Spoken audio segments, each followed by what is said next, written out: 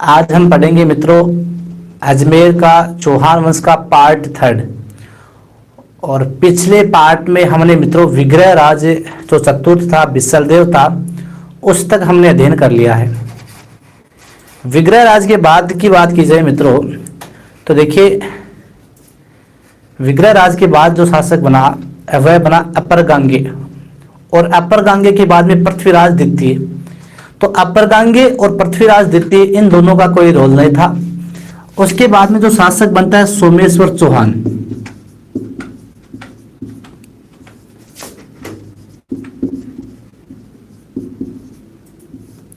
शासक कौन बनता है? सोमेश्वर चौहान। अपर गांगे और विग्रह राज, अपर गांगे और पृथ्वीराज द्वितीय के बाद में शासक कौन बनता है मित्रों? सोमेश्वर चौहान। सोमेश्वर चौहान है मित्रों विग्रह राज द्वितीय का भाई और अर्णोराज का सबसे छोटा पुत्र था। तो सभी मित्र जल्द से जल्द जुड़िए। संगीता जी धारका, गुड आफ्टरनून जी।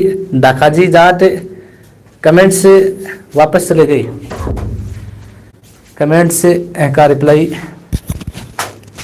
कुलदीप जी कुमावते, परमा जी शर्मा नमस्ते परमा जी, सरोज जी लिछाना, आशा जी शर्मा, उमाराम जी, मुकेश जी गुप्ता, पूजा जी खालिया, सतीश जी, राकेश जी पूनिया, राकेश भास्कर, सभी का स्वागत है। परमा जी बिल्कुल बढ़िया है। अशोक जी कुमार, सरोज जी थालोड़, सभी मित्रों का स्वागत है। क्लास को लाइक कीजिए और शेयर कीजिए। हाँ, तो देखिए मित्रों, हमने पिछले पार्ट की बात की जाए तो पिछले पार्ट में कहाँ तक पढ़ लिया था? स्टार बॉय नमस्कार, अनिल जी होगी। पिछले पार्ट में विग्रह राज चतुर्थ तक हम पढ़ चुके थे, और विग्रह राज चतुर्थ के बाद में अपर गांगे शासक बना और पृथ्वीराज द्वितीय, जिसकी निसंतान मृत्यु हो गई थी। अब मित्रों अर्णोराज का जो सबसे छोटा पुत्र था, अर्णोराज का सबसे छोटा पुत्र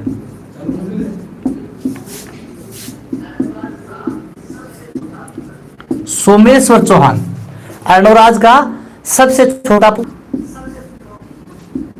जिसका कार्यकाल 1169 से 77 ईस्वी तक इसका कार्यकाल था। अब मित्रों जो सोमेश्वर चौहान है, इसका जो विवाह है, इसका विवाह होता है कपूरी देवी से। किससे होता है? कपूरी देवी से, जो कलचुरी नरेश की पुत्री थी कपूरी देवी, और कपूरी देवी से इसका विवाह होता है।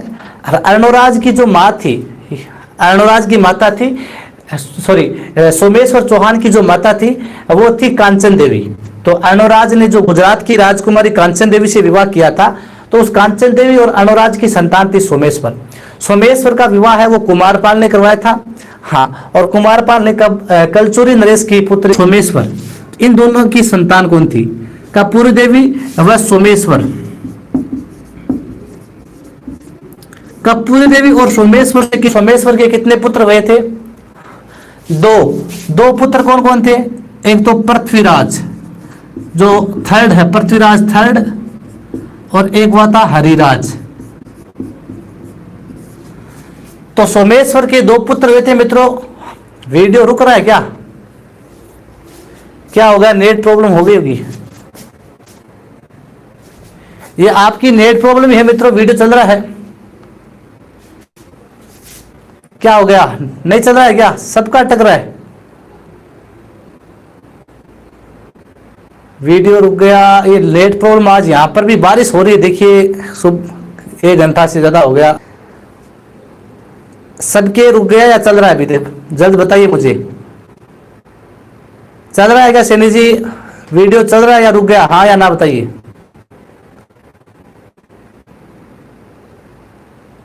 कोई चल रहा है? एक नहीं, टेक्निकल टीम ध्यान दे थोड़ा सा।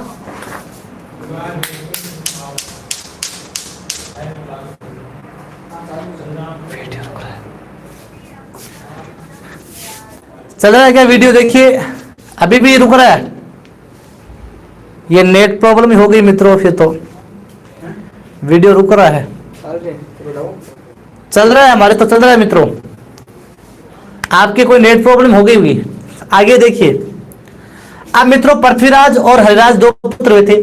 अब जो सोमेश्वर चौहान है, इस सोमेश्वर की मृत्यु हो गई थी 1177 में। 1177 में सोमेश्वर की मृत्यु हो गई थी मित्रों। चालुक्य शासक था, चालुक्य शासक भीमदेव सेकंड के साथ लड़ते हुए इसकी क्या हो गई थी मित्रों, मृत्यु हो गई थी।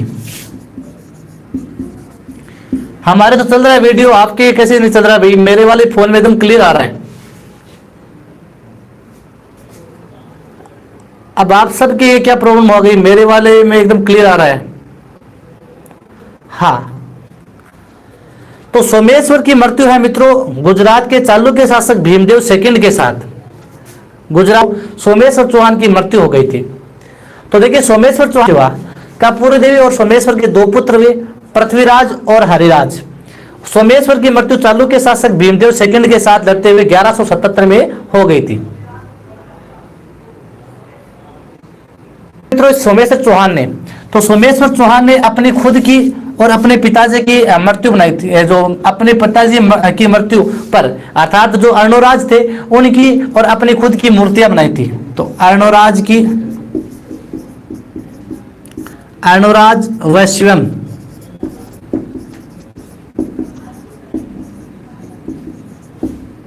की मूर्तियां किसने बनाई थी मित्रों? सोमेश्वर ने बनाई थी आबू में। तो इस सोमेश्वर चौहान ने मित्रों अपनी खुद की और अपने पिता अर्णोराज चौहान की मूर्ति कहां पर बनाई थी? आबू में बनवाई थी। ठीक है मित्रों, ये आपको ध्यान में रखना है। तो ये सोमेश्वर चौहान, इसका आप स्क्रीनशॉट लीजिए मित्रों एक बार।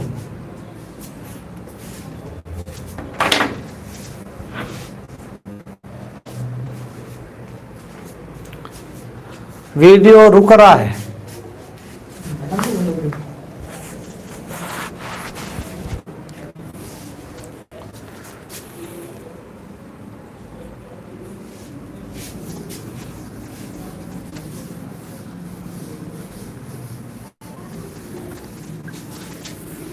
अब देखिए मित्रों, सोमेश्वर चौहान के बाद जो शासक बनेगा वो बनेगा पृथ्वीराज थर्ड है। और पास में जो फोन है यहाँ पर उनमें साफ आ रहा है। आपके पास ये क्या प्रॉब्लम आ गई? ऐसी सबके पास ये प्रॉब्लम है क्या? ये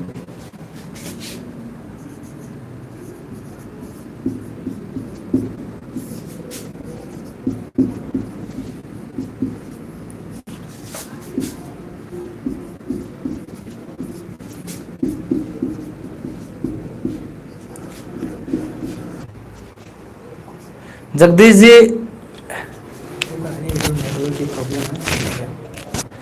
थोड़ी सी नेटवर्क की प्रॉब्लम बता रहे हैं, जल्द हो जाएगा आपका। नेटवर्क प्रॉब्लम बता रहे हैं, थोड़ा सा आपके आ जाएगा, आपके पास थोड़ी देर में सही आ जाएगा।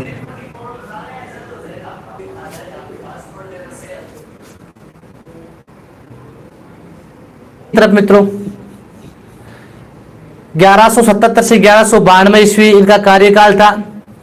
थोड़ा सामान्य परिचय पढ़ते हैं इनका। पिता कौन थे इनके? सोमे। माता कौन थी?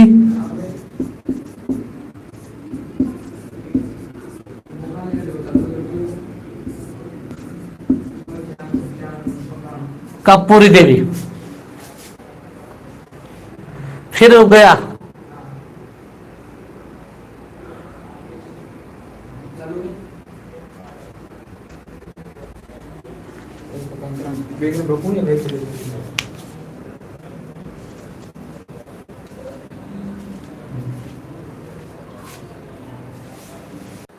अब देखिए मित्रों, क्लियर आ रहा होगा सबके पास से? क्लियर आ रहा है वीडियो? अब देखिए,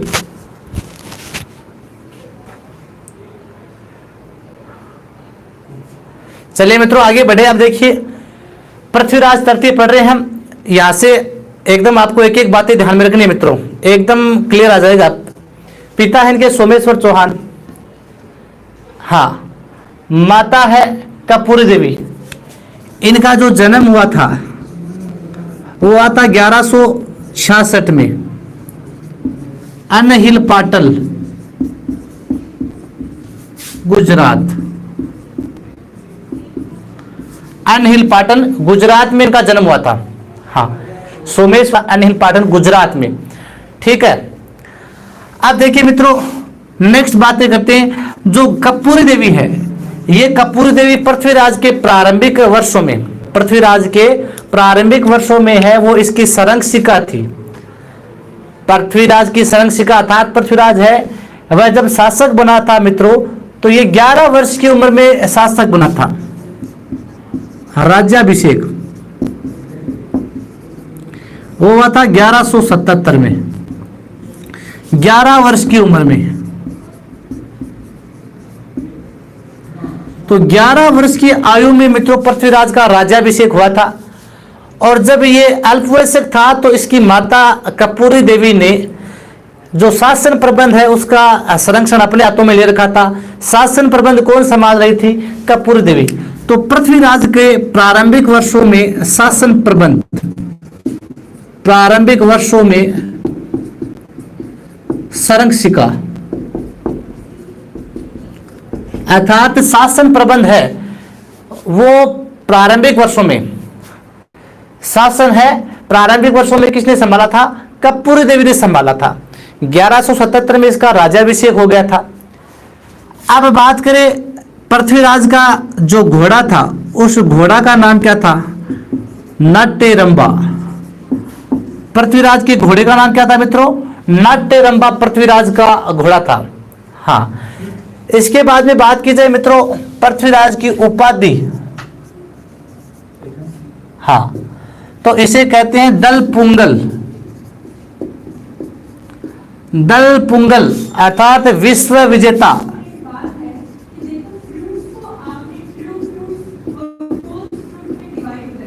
पृथ्वीराज की जो उपाधि है दलपुंगल, विश्व विजेता, और इन्हें कथाओं में राय पिथौरा भी कहते हैं। हाँ, कथाओं में इसे क्या कहा गया मित्रों? राय पिथौरा भी इसे कहा गया है। तो दलपुंगल और राय पिथौरा ये पृथ्वीराज को कहा गया है मित्रों, ये आपको ध्यान में रखना है। गुड आफ्टरनून मोनिका जी। हाँ, ये आपको ध्यान में रखना है। तो उपाधि हो गई। पृथ्वीराज का प्रधानमंत्री कौन था? पृथ्वीराज का प्रधानमंत्री वो था कदम्बवास या केमास, जिसे केमास भी कहते हैं। जो प्रधानमंत्री और इसके जो सेनापति है मित्रों, वो पृथ्वीराज की माता कपूरी देवी के द्वारा है। ये इनके शासन प्रबंध के प्रारंभिक वर्षों में नियुक्त किया गया था इनको। सेनापति था इनका भुवनमल। पृथ्वीराज का सेनापति कौन था? भुवनमल।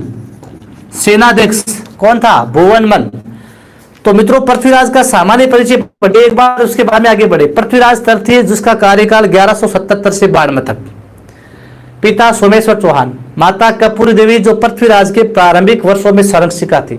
जन्म 1166 ईस्वी अनहिल पाटन गुजरात में हुआ था, जिनका राज्याभिषेक 1177 में 11 वर्ष की उम्र में हुआ था। घोड़ा था इनका नाट्यरंबा। ठीक है मित्रों। उपाधि थी पृथ्वीराज की दलपुंगल और राय पिथौरा। पृथ्वीराज का प्रधानमंत्री कौन था? कदम्बवास या केमास। सेनापति कौन था इसका? भुवनमल। अब लीजिए स्क्रीनशॉट।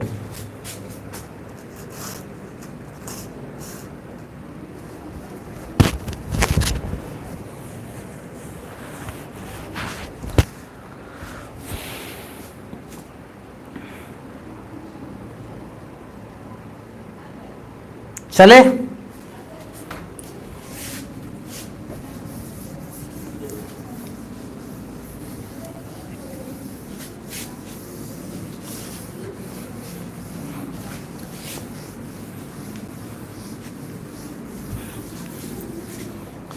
अब देखो मित्रों पृथ्वीराज की प्रारंभिक समस्याएं और उनका निदान। पृथ्वीराज की प्रारंभिक समस्याएं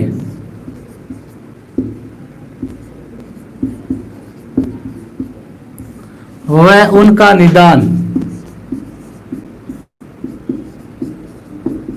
पृथ्वीराज की प्रारंभिक समस्याएं क्या थी?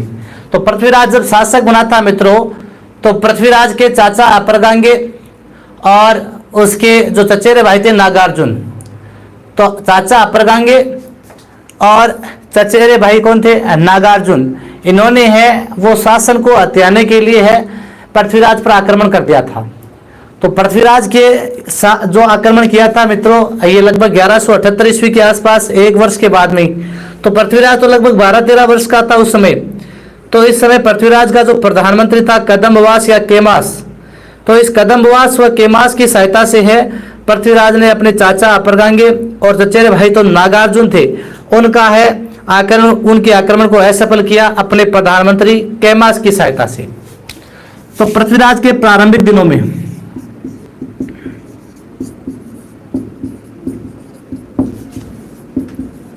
चाचा अपरगांगे व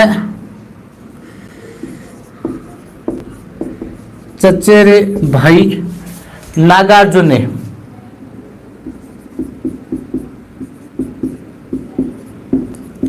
विद्रोह किया, जिसे पृथ्वीराज ने अपने प्रधानमंत्री केमास की सहायता से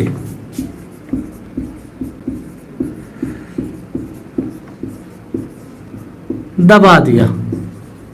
तो पृथ्वीराज ने अपने प्रधानमंत्री केमास या कदम्बवास की सहायता से इस विद्रोह को दबा दिया था। ठीक है मित्रों, अब देखिए मित्रों 1182 ईस्वी में 1182 ईस्वी में यहां पर आता है आक्रमण भंडानकों का।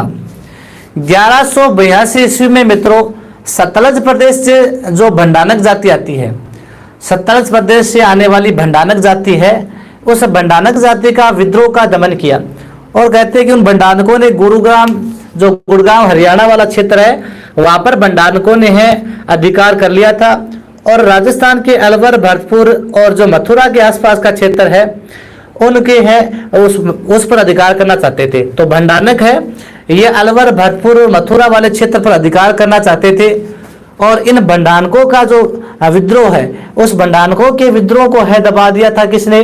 पृथ्वीराज तृतीय ने। तो कब दबाया था? 1182 ईस्वी में भंडानकों के विद्रोह को दबाया पृथ्वीराज ने। 1182 ईस्वी में मित्रों भंडानकों के विद्रोह को दबाया।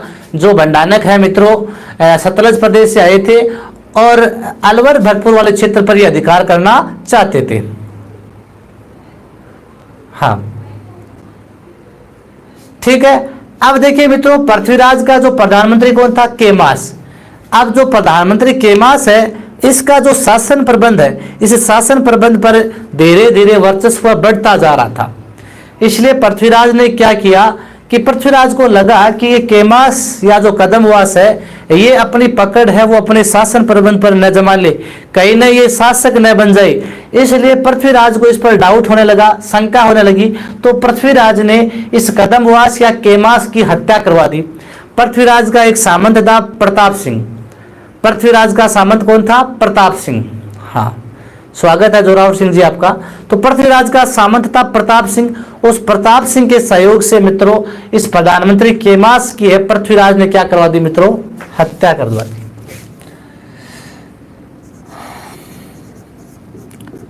पृथ्वीराज ने अपने सामंत प्रताप सिंह के सहयोग से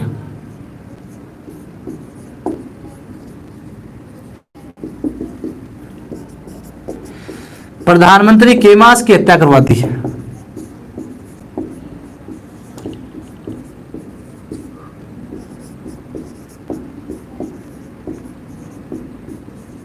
तो पृथ्वीराज ने अपने प्रधानमंत्री केमास की है वो हत्या करवा दी थी। ठीक है मित्रों, किसके सहयोग से? सामंत प्रताप सिंह के, क्योंकि केमास का जो वर्चस्व है ये बढ़ता ही जा रहा था। ये आपको ध्यान में रखना है। तो प्रारंभिक समस्याएं आपको ध्यान में रखनी है कि अपने चाचाओं का विद्रोह को दबाया प्रधानमंत्री केमास की सहायता से। जो सतलज प्रदेश से भंडानक जाति आई थी, उस भंडानकों के विद्रोह को दबाया 1182 में। उसके पश्चात पृथ्वीराज ने अपने पिता, अपने जो सामंत थे प्रताप सिंह, उस प्रताप सिंह के सहयोग से जो इनके प्रधानमंत्री थे केमास, इनको मरवा दिया। ठीक है मित्रों, तो लीजिए स्क्रीनशॉट।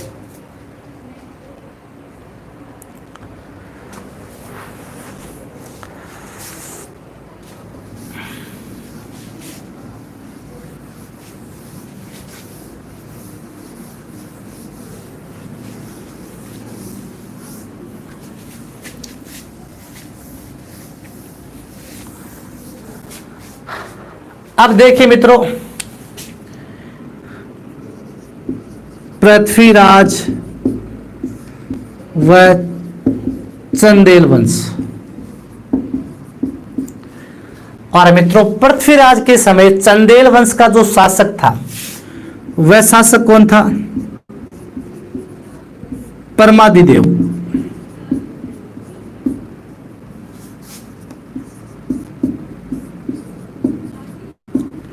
पृथ्वीराज के समय चंदेल वंश का शासक कौन था मित्रों? परमादिदेव है, वो चंदेल वंश का शासक था। अब मित्रों, पृथ्वीराज और परमादिदेव के मध्य शत्रुता का मुख्य कारण क्या था? तो इनके मध्य जो शत्रुता का मुख्य कारण है, दो कारण बताए गए हैं। एक तो पृथ्वीराज की साम्राज्य विस्तार की नीति है, अर्थात पृथ्वीराज है वो अपने साम्राज्य का विस्तार करना चाहता था, अपने साम्राज्य का विस्तार करना चाहता था। और दूसरा कारण है कि जो ये महोबा का शासक था, ये शासक क्या था? महोबा का। महोबा पड़ता है यूपी में। हाँ, महोबा का शासक था मित्रों ये कौन? परमादिदेव। और कहते हैं कि जब बंडानकों का विद्रोह को दमन करके 1178 के बाद में बंडानकों के विद्रोह का दमन करके पृथ्वीराज की सेना जब दिल्ली की तरफ जा रही थी, थकी हुई पृथ्वीराज की सेना जब दिल्ली की तरफ जा रही थी, तो कहते हैं कि उस समय परमादिदेव के जो सैनिक थे, परमादिदेव के सैनिकों ने पृथ्वीराज के थके हुए जो सैनिक थे, उन थके हुए सैनिकों पर हमला करके उनकी हत्या कर दी। तो पृथ्वीराज के सैनिकों की जब हत्या कर दी, तो पृथ्वीराज ने है परमादिदेव पर आक्रमण किया।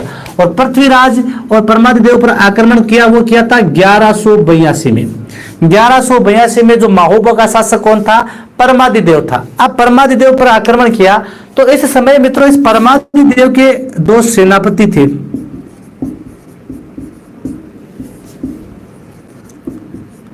आला व उदल। परमादिदेव के दो सेनापति कौन थे मित्रों? आला उदल परमादिदेव के सेनापति थे।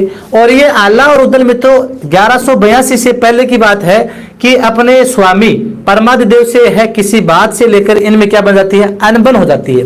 आला और उदल की अपने स्वामी परमादिदेव से किसी बात को लेकर अनबन हो जाती है, और परमादिदेव से ये परमादिदेव द्वारा इन्हें अपने राज्य से बाहर निकाल दिया जाता है। तो फिर ये आला और उदल है मित्रों, ये कहां पर चले जाते हैं? आला और उदल मित्रों ये चले जाते हैं आपके कन्नौज के शासक जो जयचंद गढ़वाल था, उस जयचंद गढ़वाल के पास चले जाते हैं। अब मित्रों परमादिदेव पर जब पृथ्वीराज का आक्रमण होता है 1182 ईस्वी में, तो 1182 ईस्वी में जो युद्ध होता है उस युद्ध का नाम था तुम्मल का युद्ध।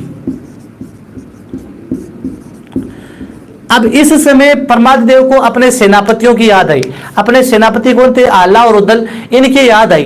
तो परमादिदेव ने इनके पास संदेशा भिजवाया कि पृथ्वीराज का आक्रमण हो गया और आपको लड़ने के लिए आना है। तो आला और उदल है वो पीछे की बातें भूल जाते हैं कि कहते ठीक है तो हमारा स्वामी ही, जैसा भी है हमारा राजा है, हमें उसके लिए क्या करना है? युद्ध करना है, हमें उसके लिए लड़ना चाहिए। और ये आला और उदल है वो अपनी मातृभूमि के लिए है वो जाने जाते थे, अर्थात ये मातृभूमि के रक्षक के रूप में जाने जाते हैं। यानी जहां पर इनका जन्म हुआ था वो जो जन्मभूमि थी उस पर जाकर है ये लड़ना चाहते थे। इसलिए आला और उदल है वो कन्नौज के जयचंद गढ़वाल से वापस आ जाते हैं, अपने स्वामी परमादिदेव के पास से वापस आ जाते हैं। उसके पश्चात कहते हैं कि आला और उदल है मित्रों पृथ्वीराज के साथ है तुमुल के युद्ध में लड़ते हुए दोनों क्या होते हैं मित्रों? वीर गति को प्राप्त जाते हैं। अब मित्रों आला और उदल जब मारे गए तो इनके संदर्भ में ये कहावत भी चलती है कि आला और उदल है जो अपने मातृभूमि की रक्षा के लिए जाने जाते हैं। आला और उदल अपनी मातृभूमि की रक्षा के लिए, मातृभूमि की रक्षा के लिए अर्थात जिस स्थान पर इनका जन्म हुआ था उस जन्मभूमि की रक्षा के लिए ये अपने स्वामी के पास वापस रूठे हुए थे, लेकिन वापस आकर उसी जन्मभूमि की रक्षा के लिए वीर गति को प्राप्त हुए थे। इसलिए मातृभूमि की रक्षा के लिए जो जाने जाते हैं वो कौन है, आला और उदल। तो मित्रों पृथ्वीराज और चंदेल वंश की बात की जाए तो इतना ही आपको ध्यान में रखना है। 1182 में यहाँ का शासक कौन था, परमादि देवता जो महोबा का शासक था। कारण क्या था युद्ध का, युद्ध का कारण यह था कि परमादि देव और उन दोनों की एक तो महत्वाकांक्षा या साम्राज्य विस्तार की नीति, दूसरा कारण था परमादि देव ने पृथ्वीराज की जो थकी हुई सेना थी दिल्ली की तरफ जा रही थी उस पर आक्रमण किया था। इसके कारण पृथ्वीराज ने इस पर आक्रमण किया। 1182 में युद्ध में परमादि देव के दो सेनापति आला और उदल क्या हो जाते हैं मित्रों, वीर गति को प्राप्त हो जाते हैं। हाँ ठीक है, इसके पश्चात में तुमुल का युद्ध होता है ये, और तुमुल के युद्ध में दोनों वीर गति को प्राप्त हो जाते हैं। तो ये तो था पृथ्वीराज और चंदेल वंश। अब मित्रों देखो पृथ्वीराज व गुजरात,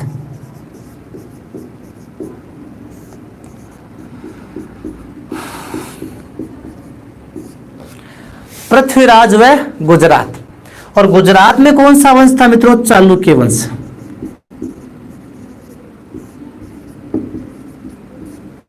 गुजरात में कौन सा वंश शासन करता था मित्रों, चालुक्य वंश। ये घटना थी 1182 की, और अब की बार जो घटना होगी वो कब की होगी, 1184 में।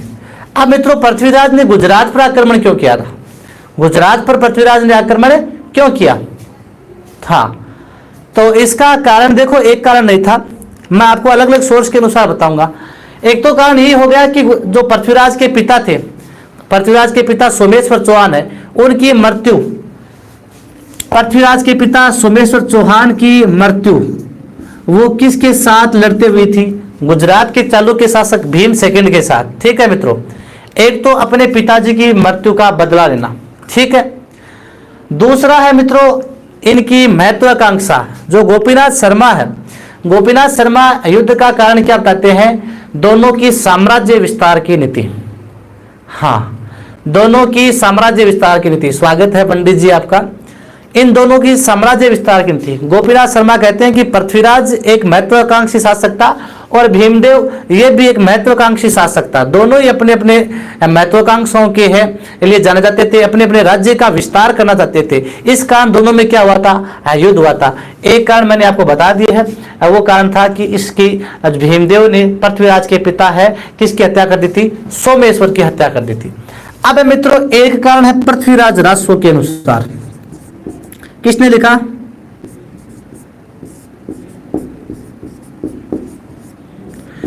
पृथ्वीराज राजस्व किसने लिखा मित्रों, हाँ पृथ्वीराज राजस्व किसने लिखा, चंद्रबरदई ने। किसने लिखा, चंद्रबरदई, जो इस पृथ्वीराज का मित्र था। पृथ्वीराज राजस्व के अनुसार इन दोनों के मध्य, पृथ्वीराज और भीम सेकंड के मध्य है युद्ध का कारण क्या था। तो पृथ्वीराज राजस्व के अनुसार मित्रों इसके युद्ध का कारण क्या था, इस युद्ध का कारण यह था कि एक माउंट आबू की राजकुमारी थी। माउंट आबू की राजकुमारी कौन थी, इच्छिनी। माउंट आबू की परमार राजकुमारी कौन थी मित्रों, इच्छिनी। और उस माउंट आबू की राजकुमारी इच्छिनी के साथ है ये भीमदेव सेकंड है, वो क्या करना चाहता था मित्रों, विवाह करना चाहता था। माउंट आबू की राजकुमारी इच्छिनी के साथ है ये भीमदेव सेकंड है, विवाह करना चाहता था। लेकिन इच्छिनी की इच्छा क्या थी, इच्छिनी की इच्छा थी कि मैं तो पृथ्वीराज के साथ क्या करूंगी, शादी करूंगी। तो भीमदेव की तो इच्छा थी कि मैं इच्छिनी के साथ विवाह करूं, लेकिन इच्छिनी की इच्छा कुछ और ही थी। इच्छिनी की इच्छा क्या थी कि मैं पृथ्वीराज के साथ ही विवाह करूं। इसलिए पृथ्वीराज राजस्व ने उस माउंट आबू की राजकुमारी इच्छिनी के साथ क्या किया मित्रों, विवाह किया। क्या किया था, विवाह किया था। अब देखो माउंट आबू की राजकुमारी इच्छिनी, दोनों के मध्य विवाद का कारण क्या था, माउंट आबू की राजकुमारी इच्छिनी। अर्थात इस इच्छिनी को लेकर इन दोनों में क्या हुई थी, हाँ इन दोनों में है वो बहस हुई थी, क्योंकि इच्छिनी से विवाह कौन करना चाहता था, हाँ बिल्कुल राम किशोर जी कह रहे हम तो सनम तुम्हें चाहते हैं, तुम चाहती किसी और को। अच्छा तो देखिए इच्छिनी है, इस इच्छिनी के साथ भीमदेव सेकंड गुजरात का शासक विवाह करना चाहता था, लेकिन इस इच्छिनी की इच्छा किसके साथ थी? पृथ्वीराज के साथ। तो इस इच्छिनी के साथ विवाह किसने कर लिया? इच्छिनी के साथ विवाह कर लिया पृथ्वीराज ने। इसलिए अब भीमदेव सेकंड है वो किससे नाराज होगा? भीमदेव सेकंड किससे नाराज होगा मित्रों? भीमदेव सेकंड है इस पृथ्वीराज से होगा नाराज अपने आप, क्योंकि भाई जिसके साथ शादी करना चाहता था उसको तो कोई और उठा कर ले गया। तो बिल्कुल होता है ना धोखा, आपके भी कई बार होता है ना ऐसा। हाँ, जिसके साथ आपकी शादी होने वाली और उसकी शादी किसी और के साथ हो जाए तो बिल्कुल होगा। तो आप उस लड़की के साथ तो नहीं, लेकिन जिसके साथ शादी होती है उस पर तो अपनी दुश्मनी निकालते ही हो। उसी प्रकार ये भीमदेव सेकंड ये कहता है कि मेरे रास्ता कांटा तो ये था, मेरे रास्ते का कांटा तो कौन है? पृथ्वीराज है मेरे रास्ते का कांटा तो। हाँ, तो इसलिए भीमदेव की जो दुश्मनी है वो किसके साथ हो गई मित्रों? पृथ्वीराज के साथ। ठीक है, चलिए बिल्कुल संगीता जी। इसके बाद में देखिए मित्रों, दोनों में होता है 1184 में, 1184 में होता है नागौर का युद्ध। कौन सा युद्ध होता है? नागौर का युद्ध। अब ये नागौर का युद्ध किस किस के मध्य होता है? पृथ्वीराज के मध्य और इस भीमदेव का मंत्री था एक। भीमदेव का मंत्री कौन था? जगदेव प्रतिहार। कौन था? जगदेव प्रतिहार। पृथ्वीराज और भीमदेव के मंत्री कौन थे? जगदेव प्रतिहार। इन दोनों के मध्य कौन सा युद्ध होता है मित्रों? नागौर का युद्ध होता है। कौन सा युद्ध होता है इन दोनों में? नागौर का युद्ध होता है। पृथ्वीराज और इधर भीमदेव का मंत्री था जगदेव प्रतिहार। कौन था? जगदेव प्रतिहार। कहते हैं कि यहाँ पर नागौर है, इस नागौर पर अधिकार कर लिया था पृथ्वीराज ने, और उसके पश्चात कहते हैं कि जगदेव प्रतिहार ने पृथ्वीराज के साथ क्या कर ली? संधि कर ली। यानी पृथ्वीराज का नागौर पर अधिकार हो गया, और जगदेव प्रतिहार जो भीमदेव का मंत्री था इसने है किसके साथ संधि कर ली? पृथ्वीराज तृतीय के साथ क्या कर ली मित्रों? संधि कर ली। इस प्रकार चालुक्य और चौहानों की जो लंबे वर्षों से शत्रुता चली आ रही थी वो एक बार के लिए यहाँ पर क्या हो गई? स्टॉप हो गई। और ये शत्रुता अंत कब होता है इसका? 1184 में। कब होता है? 1184 में। तो देखिए मित्रों, पृथ्वीराज और गुजरात के बारे में एक बार वापस देख लिए। 1184 में चालुक्य वंश का शासक था भीमदेव सेकंड, और युद्ध का दोनों में कारण यह था कि एक तो दोनों की महत्वाकांक्षाओं का टकराव, दूसरा कारण था पृथ्वीराज के पिता सोमेश्वर की हत्या की थी भीम ने, और तीसरा कारण क्या था? पृथ्वीराज रासो के अनुसार माउंट आबू की राजकुमारी इच्छिनी, जिसके साथ भीमदेव सेकंड विवाह करना चाहता था, लेकिन विवाह किसने कर लिया? विवाह इच्छिनी की इच्छा पृथ्वीराज के साथ थी, इसलिए पृथ्वीराज और भीमदेव एक दूसरे के शत्रु हो गई। 1184 में मित्रों नागौर का युद्ध होता है, और नागौर के युद्ध में भीमदेव का मंत्री जगदेव प्रतिहार किसके साथ संधि कर लेता है? पृथ्वीराज के साथ संधि कर लेता है। तो लीजिए स्क्रीनशॉट।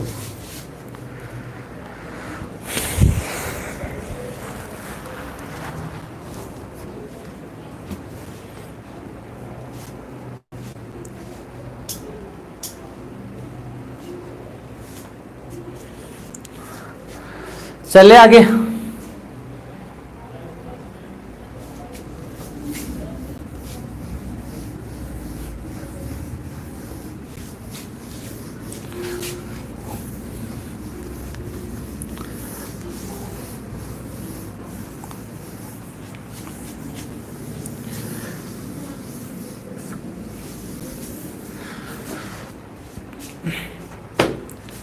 हाँ, अब देखिए मित्रों, नेक्स्ट देखिए। इसके बाद में देखिए मित्रों, पृथ्वीराज व कन्नौज, और कन्नौज का शासक कौन था मित्रों?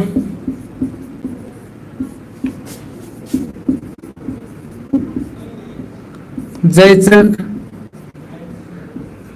गहड़वाल। पृथ्वीराज के समकालीन मित्रों कन्नौज का शासक कौन था? जयचंद गैडवाल। कौन था मित्रों? कन्नौज का शासक कौन था? जयचंद गैडवाल। दोनों में जो युद्ध का कारण था, दोनों में शत्रुता का कारण क्या था? दोनों की महत्वाकांक्षाओं का टकराव, दोनों की महत्वाकांक्षाओं का टकराव। अर्थात उस समय जो जयचंद गैडवाल था, जयचंद गैडवाल और पृथ्वीराज दोनों ही मित्रों किस पर अधिकार करना चाहते थे? दिल्ली उत्तराधिकार। यानी जयचंद गैडवाल और पृथ्वीराज के पूर्वज भी मित्रों दिल्ली उत्तराधिकार को लेकर है, दोनों में क्या हो रहा था, युद्ध हो रहा था। जयचंद गढ़वाल का जो पूर्वज था मित्रों विजय चंद्र, इधर देख लीजिए विग्रहराज चतुर्थ, तो उनमें भी उस समय दिल्ली को लेकर क्या हुआ था, उत्तराधिकार संघर्ष हुआ था। तो दोनों ही महत्वाकांक्षी शासक थे, दोनों ही। हाँ बिल्कुल, हाँ मौसेरे भाई भी बताए जाते हैं, बिल्कुल। हाँ अब देखिए मित्रों होता क्या है, एक कारण तो ये था, ठीक है मित्रों, और दूसरा कारण कौन सा था मित्रों, इन दोनों के मध्य, इन दोनों की महत्वाकांक्षा और टकराव, मुख्य कारण एक तो ये हो गया, और दूसरा कारण क्या था, संयोगिता।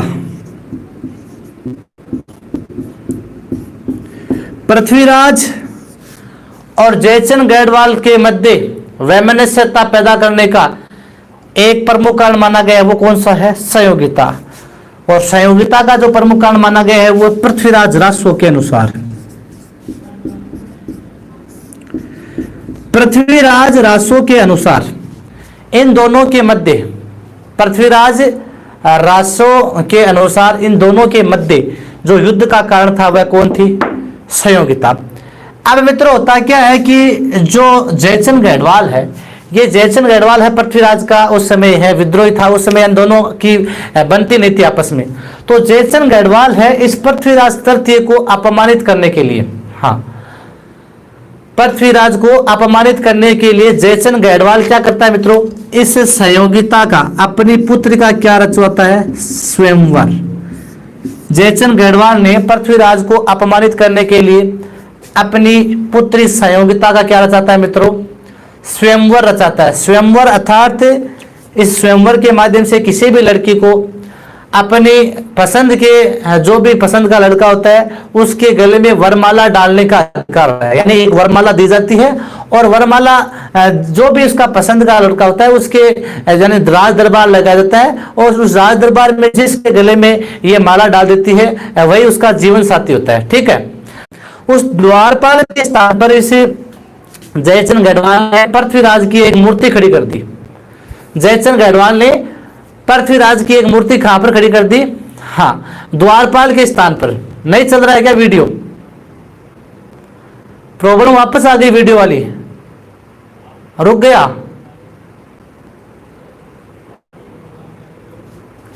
वीडियो रुक गया,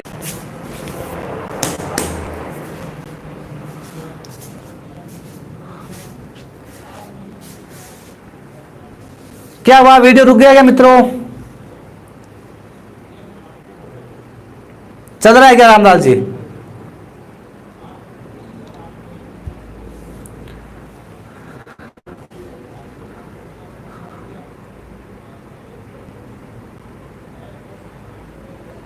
हाँ चल गया। तो अब देखिए मित्रों संयोगिता और इसकी कथा पढ़ रहे हैं हम। तो देखिए तो द्वारपाल के स्थान पर, द्वारपाल के स्थान पर किसकी मूर्ति लगा दी जाती है, द्वारपाल के स्थान पर है पृथ्वीराज को अपमानित करने के लिए जो राज दरबार था उस राज दरबार से बाहर है वो पृथ्वीराज की मूर्ति लगा दी जाती है, ठीक है। हाँ पृथ्वीराज की मूर्ति कहां पर लगा दी जाती है, राज दरबार से बाहर लगा दी जाती है। और उसके पश्चात संयोगिता को है वो कहा जाता है कि अपने पसंद के, अपने हाँ अपनी पसंद के जो भी अपनी पसंद का कोई भी जो राजा है उस राजा के गले में तुम अपनी वरमाला डालो और अपना जीवन साथी चुन लो। तो इसके बाद में क्या है मित्रों, ये संयोगिता है, ये संयोगिता अपनी वरमाला लेकर, अपनी वरमाला लेकर संयोगिता है अपन जाती है और एक एक राजाओं के पास से गुजरती हुई जाती है और किसी के भी गले में ये अपनी वरमाला नहीं डालती है और जाती है उस द्वारपाल के स्थान पर जहां पर पृथ्वीराज की मूर्ति लगी हुई थी उस मूर्ति में ये अपनी वरमाला डालती है। इसके पश्चात में, हाँ इसके पश्चात में मित्रों कहते हैं कि पृथ्वीराज आता है और पृथ्वीराज आकर इस संयोगिता को अपने घोड़े पर बैठाकर अपने साथ में है। इसके पश्चात पृथ्वीराज इस संयोगिता को अपने साथ में उठाकर यहाँ से ले जाता है और इस कारण मित्रों ये जो नाराज है वो जयचंद गढ़वाल है वो किससे नाराज होता है मित्रों, पृथ्वीराज से क्या हो जाता है मित्रों, नाराज हो जाता है। हाँ अर्थात संयोगिता को स्वयंवर से उठाकर ले गया, कौन उठा ले गया, हाँ कौन उठा कर ले गया? पृथ्वीराज है वो संयोगिता को उठा कर ले गया। हाँ, संयोगिता को है पृथ्वीराज उठा कर ले गया। बिल्कुल, अब तो दिख रहा होगा, क्लियर आ रहा है क्या? हाँ बिल्कुल, उठा मैं ले जाऊंगा डोली में, देखती रह जाएगी सखिया तुम्हारी। हाँ, तो इस प्रकार पृथ्वीराज है ये मित्रों संयोगिता को यहां से है उठाकर ले जाता है। और यहां पर अब जो नाराज कौन हो जाएगा मित्रों? जयचंद गढ़वाल, क्योंकि जितने भी जो राजा लोग आए हुए थे वो सभी जयचंद गढ़वाल से है। वो कहते हैं कि आपने हमारा यहाँ पर क्या किया है? अपमान किया है, आपने हमारा अपमान किया है, आपने हमें बुलाया और हम में से किसी के भी गले में है आपकी पुत्री ने वरमाला नहीं डाली, वो तो किसी और के साथ भाग गई। तो इस प्रकार है मित्रों जयचंद गढ़वाल और इन दोनों में क्या होती है मित्रों? शत्रुता बढ़ जाती है। हाँ, अब देखिए मित्रों, जो जयचंद गढ़वाल की पुत्री संयोगिता, संयोगिता की कथा है। हाँ, संयोगिता की कथा है। इस संयोगिता की कथा को मान्यता कौन देता है? संयोगिता की कथा यानी संयोगिता और पृथ्वीराज की जो प्यार की जो कथा है, इस प्रसंग है, इन दोनों में जो प्रेम प्रसंग था, इस प्रेम प्रसंग की कथा को मान्यता कौन देता है? तो देखो, पृथ्वीराज संयोगिता,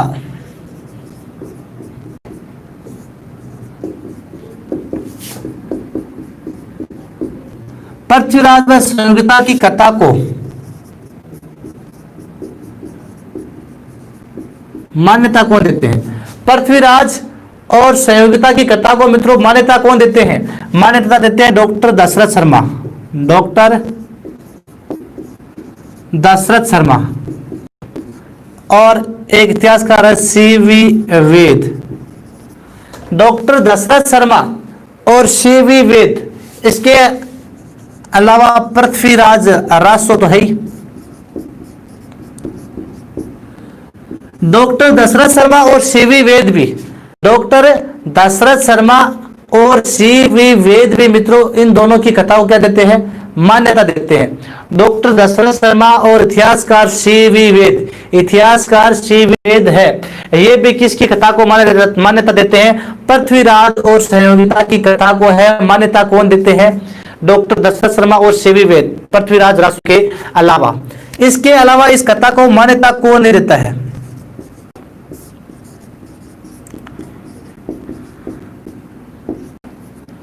यानी ऐसे विद्वान जो पृथ्वीराज और संयोगिता की कथा को मान्यता नहीं देते हैं, वो कौन है मित्रों?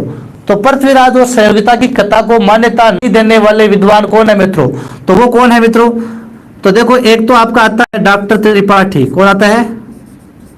डॉक्टर त्रिपाठी और GH ओझा, गौरी शंकर हीराचंद ओझा। डॉक्टर त्रिपाठी, गौरी शंकर हीराचंद ओझा, ये मित्रों है इस कथा को मान्यता नहीं देते हैं। डॉक्टर त्रिपाठी और गौरी शंकर हीराचंद ओझा कहते हैं कि ये कथा सिर्फ और सिर्फ क्या है मित्रों? काल्पनिक है। ये कथा है सिर्फ और सिर्फ काल्पनिक है। ये दोनों ये मानते हैं कि यहाँ पर है किसी भी लड़की का स्वयंवर नहीं हुआ था, किसी भी लड़की का स्वयंवर नहीं हुआ था, नहीं कोई यहाँ पर यज्ञ वगैरह हुआ था। और लेकिन जो डॉक्टर दशरथ शर्मा ये कहते हैं कि जब 1740 में जयपुर का सवाई जय सिंह है वो यज्ञ करवा सकता है, तो यहाँ पर जो दिल्ली का जो कन्नौज का शासक जयचंद गढ़वाल है वो यज्ञ क्यों नहीं करवा सकता? तो इसने कहते हैं कि पहले यज्ञ करवाया था, यज्ञ के पश्चात स्वयंवर का आयोजन करवाया था। ठीक है मित्रों, तो डॉक्टर त्रिपाठी और GH ओझा है इस कथा को मान्यता प्रदान नहीं करते हैं। ये कहते हैं कि सिर्फ और सिर्फ ये क्या है? काल्पनिक कथा है और इसे है ये दोनों है इसको मान्यता प्राप्त कथा नहीं कहते हैं। अर्थात इनके अनुसार संयोगिता की कथा है वो क्या है? झूठी। जबकि डॉक्टर दशरथ शर्मा और इतिहासकार सीवी वेद के अनुसार ये कथा क्या है? सही है। तो मित्रों, पृथ्वीराज चौहान और कन्नौज के शासक जयचंद गढ़वाल की बातें कर रहे हैं मित्रों। इनकी बात की जाए मित्रों तो दोनों की क्या है? महत्वाकांक्षाओं का टकराव था। दोनों ही मित्रों दिल्ली पर है राज करना चाहते थे। ठीक है मित्रों, दोनों ही दिल्ली पर शासन करना चाहते थे। इसके पश्चात बात की जाए तो मित्रों संयोगिता की कथा ने, यानी संयोगिता की कथा ने दोनों में शत्रुता और बढ़ा दी और संयोगिता को स्वयंवर से उठाकर ले गया पृथ्वीराज। तो इसके पश्चात है जयचंद गढ़वाल और पृथ्वीराज में शत्रुता और अधिक बढ़ गई। इसके पश्चात है मित्रों इस कथा की बात की जाए मान्यता, संयोगिता और पृथ्वीराज की कथा को मान्यता कौन देते हैं? डॉक्टर दशरथ शर्मा और सीवी वेद, साथ में पृथ्वीराज रासो ग्रंथ लिखा था चंद्रप्रदय ने। जबकि इस कथा को काल्पनिक कौन बताते हैं? डॉक्टर त्रिपाठी और गौरीशंकर हीराचंद ओझा इस कथा को काल्पनिक बताते हैं। ठीक है मित्रों, आज हम पृथ्वीराज चौहान के जो इतने ही अभियान है इतने ही पढ़ेंगे। उसके बाद में कल हमारा पृथ्वीराज तर्थी और जो मोहम्मद गोरी आएगा, गजनी शासक मोहम्मद गोरी, तो मोहम्मद गोरी और पृथ्वीराज के बारे में हम कल पढ़ेंगे। धन्यवाद, मिलते हैं कल।